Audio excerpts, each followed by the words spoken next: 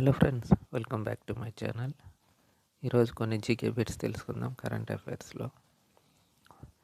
First question, Lee Jae Myung ఇటీవల ఏ దేశ అధ్యక్షుడిగా ఎన్నికయ్యారు? జవాబు దక్షిణ కొరియా.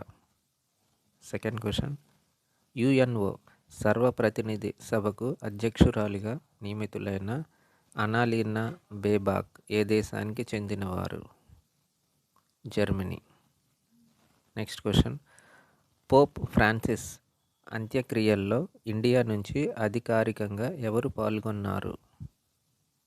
జవాబు ద్రౌపది ముర్ము.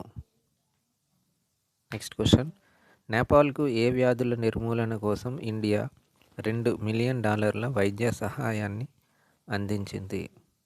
జవాబు తలసేమియా, సికెల్ సెల్.